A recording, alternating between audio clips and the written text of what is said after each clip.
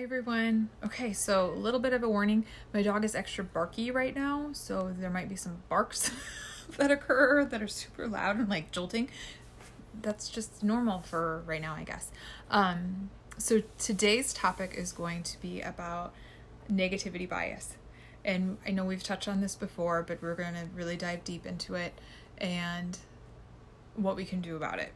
And so I think that this is super important right now when we are kind of needing to be informed. We have things going on in our world where we're going to be watching the news and just seeing, and so much of us, what's going on in our world is out of our control.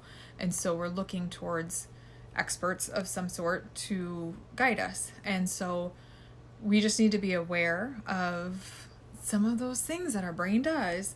And so we can come back to a neutral place, a place that is very empowered and also just more based in reality, I guess, and it's just going to feel better. So there's tools, but first we're gonna explore what negativity bias is, and it is that tendency to see or pay more attention to negative information.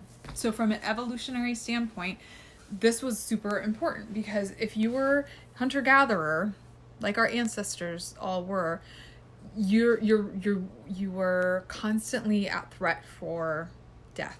And so you had to pay more attention to the negative things coming in because your survival depended on it.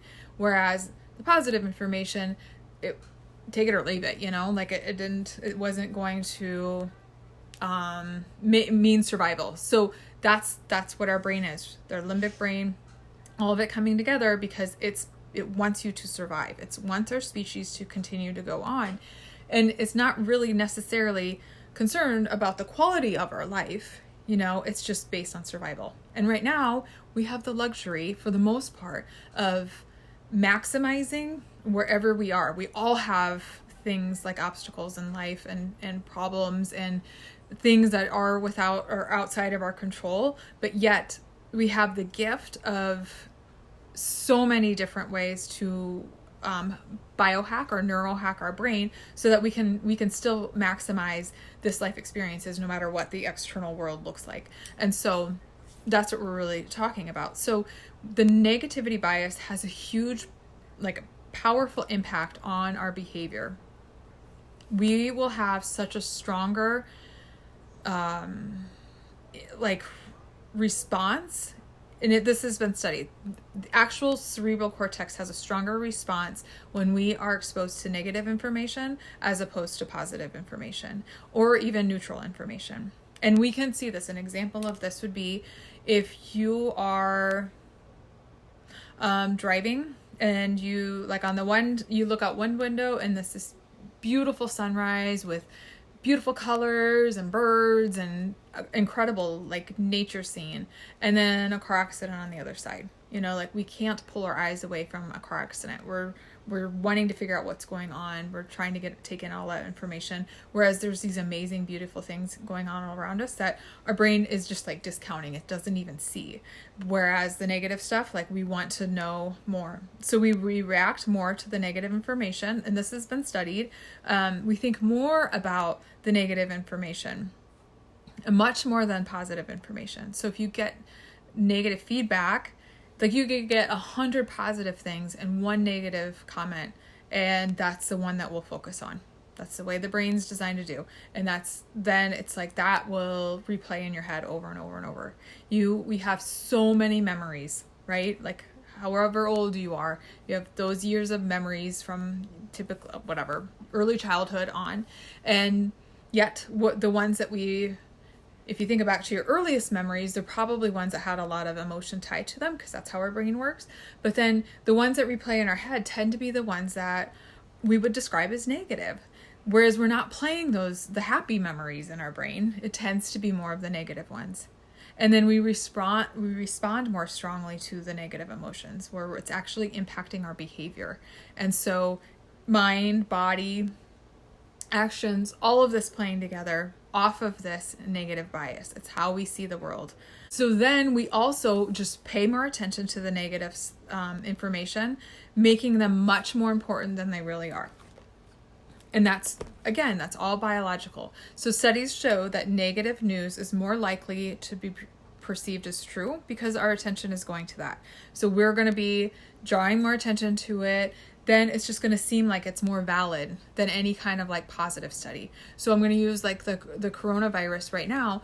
It's like we're at, depending on when you're watching this, but we're kind of at a place where we're seeing less in like the bigger cities in New York, and yet it's like people don't want to believe that, or there might be some people who are still looking at some of the other data and saying like it's too good to be true or whatever. So that might be an example of where the negative bias, like we have to do that. And again, like this is a great example of how the evolutionary part of it, because if we were to believe some of the positive evidence or focus too much on the positive, then there would be a fear or a concern that then people would let their guards down and it will be more apt to spread it because we're not taking these precautions. So that's an actual real like hunter-gatherer type scenario that we can plop into 2020 and see like that's what the brain's trying to do, is keep people safe. We have to be more on guard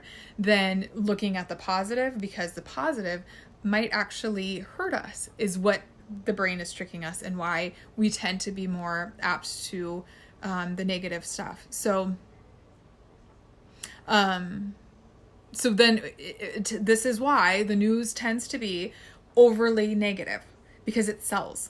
Because we are going to watch that. If we watch a news station that was all like positive stories, that's going to take a while for our brain to get conditioned to want to see those things, because it's not biologically like, that's typically not just natural, because our brain wants to see like the worst case scenario and to be prepared for that and to feel like we can control it, blah, blah, blah. So if you pay attention and you like counted the news stories and then would just like on a gauge, was it positive, like uplifting about happy things, or was it negative about things that can hurt us, people getting hurt, ways to die, dooms stuff?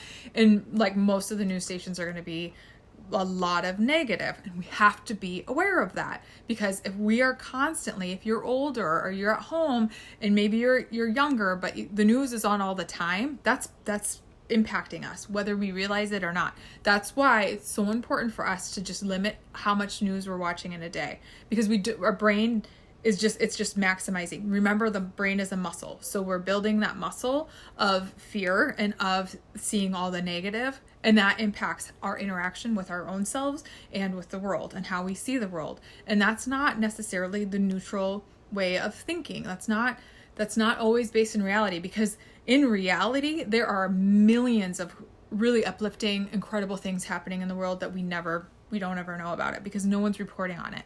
So being aware is the first step.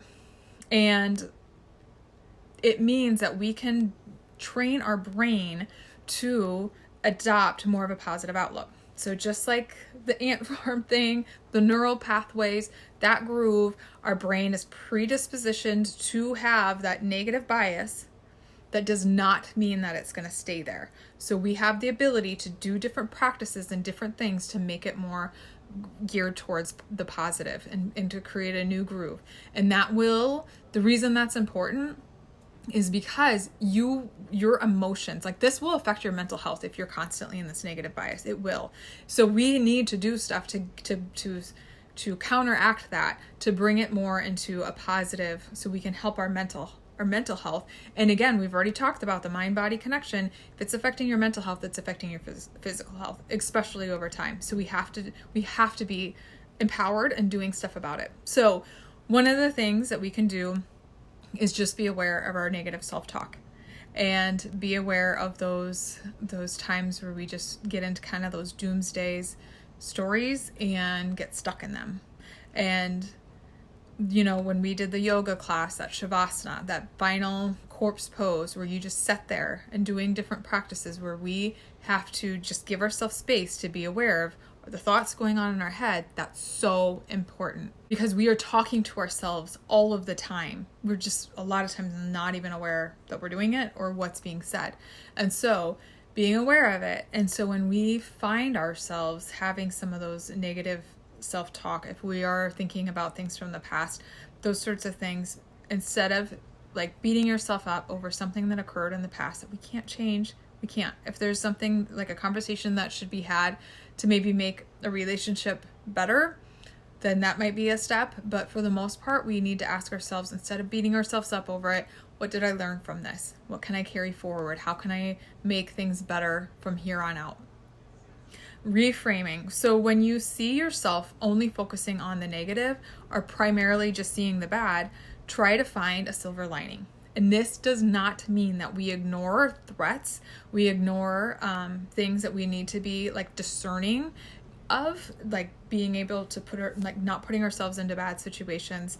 That's important. We don't want to do that. That's not saying that we ignore or deny feelings. There's a difference. We're just saying, like, if we have the tendency, but because of our negative bias, to see a situation and typically think of all the things wrong with the situation, we need to be able to look clearly and see, like, with that neutral mind, the bird on the wall, what are some positive aspects to it? You have a homework assignment. It feels silly. I don't want to do it. It seems like a lot. So you can come up with a list of all these things that are negative. Practice. What good can come out of this? What are the good aspects of it? Because, and things like that, there are good. It's just we're conditioned to see the negative. And honestly, we bond over that too. How many times do we get together? What's gossip?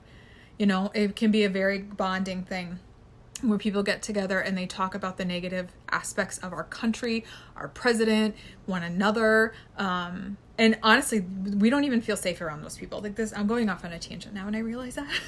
But typically if you're with people, and it can be family members too, who we bond over the negative and other people and the negative stuff, then we have this unconditional realization that they're probably negatively thinking and talking about us too when we're not there. So side note, that's just something to be aware when you're in that negative bias, like it can infiltrate relationships and how we interact with one another too. So being able to, even in that relationship, I love playing devil's advocate. Okay, well what else could be going on, you know? And focus on the positive as well. And again, this is part of the tangent that I'm on, but like if you have friendships or friends who tend to focus and gossip or whatever, really a lot of times what happens is once you start focusing or thinking about the positive aspects, it's not as much fun, right? Because our conditioned mind isn't. So then that almost deters people from gossiping around you, because they realize, well, she's not going to play this game, or he's not going to play this game. And so then we're going to go back, you know, they're just going to find somebody else probably to talk about. You might even teach them, like, it's not uplifting. It's not healthy to be focusing on the negative about every situation and every person. Another tip is to feel and honor the positive moments. And this one's so huge. And this one I wish more than anything people could do, is there's so much beauty and magnificence and wonder and incredibleness all around us all of the time. We just have, like, our blinders are on to only see the fear, and that's so sad to me. And so we can find that wonder and beauty in nature so easily. Like, just feel it, smell it, like, use your senses and enjoy it. And honestly, that's why we're here on this earth, is to explore and have joy. And so it is there. We just have to open our eyes to it. It's like being, you know, if you're colorblind and only seeing black and white, and then it's time to like clear our eyes and see the color all around us, and the dynamics and the beauty, and then really feel it. Like, let yourself not just be like, oh, that's cool, but feel it. Even like experiences. So how many times, like we were talking about the compliments that we can get, but one negative compliment or negative comment, that's the only thing we focus on. Focus on the compliments. Soak them up. But soak up like the amazingness of your day. You know, what really good things happened today. And if you struggle with finding those, then that's your practice. Every day you need to sit down and think about things that you're grateful for or that happened great, because your brain is truly in a negative bias. And that's no shame in that. That's just how your brain has been. Like, that groove is just really, really thick and really, really deep. And so we have to make it a very strong practice to get you out of that, because that can pull you under. And that's like, it does not have to be that way. So I hope that you can feel my passion for this, because that's where so much of our mental health concern comes up, is because it's like that cloud comes in and everything is seen through that negative bias. And it is so hard to then appreciate. And it doesn't even feel good at first, because you're just so used to this way and feeling yucky and seeing all the bad. And that doesn't mean that there's not some bad that exists. It just means that we have to start shifting and doing the work to see the good too. And you'll be able to then shift, so then this groove becomes bigger, and that we're not in denial. We're not like, I don't know, like we're not unrealistic. It's not like you don't want the pendulum to go from one extreme to the other extreme. We want it to be in balance, to understand that life is flowy. There's good and there's bad, and we can accept and enjoy it all. So if you find yourself that it is super hard to focus on the positive and to see anything positive, then that's really, please, like, just do what you can to find gratitude, have a gratitude journal every day, as much as possible. What are 3 things you're grateful for? It is a practice. Train that brain, use that muscle to focus on the positive. And just, I promise you, if you do that, over time, you will see everything will shift. Your mind, your emotions, your body, your health, all of it will shift. That's how important this is. And that's why the whole negativity bias is something that we need to discuss and talk about, especially right now. And it is all about breaking the cycle. So you're purposely redirecting. And sometimes that might mean, if you get into, again, it starts with awareness. If you become aware that you're feeling this because it's linked to these thoughts of negativity, and then you come up with something, what can you do to shift this? I would recommend exercise, even if it's not something you want to do. 10 minutes. Just give yourself 10 minutes to move your body. And then how do you feel after that? That's going to release endorphins. It's going to do something. You're opening up energy channels in your body. You're doing something to show yourself and honor yourself. And so that in and of itself is going to be huge. Do breathing practices. There's other, some of the practices on some of these videos. Come to that. Do something to shake that up, to stop that path and do something else. It doesn't mean that you jump all the way over to, nope, life is great and blah, blah, blah, because that might be too much of a shift. Because then you might feel like you're just lying to yourself, and then that's not helpful. That's not helpful either. So maybe if you're in kind of like that rabbit hole of darkness, instead of staying there, what is one step closer? What's something I can do that makes me feel a little bit better? Again, does not have to be all the way here. Going for a walk. I'm going to go outside. I'm going to read. I'm going to do something, like something that's just a little bit up.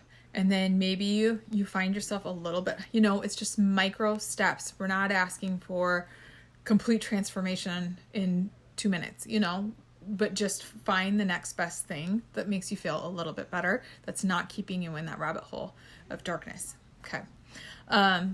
Music was another example, calling a friend, something that just brings it that a little bit more joy, a little less darkness.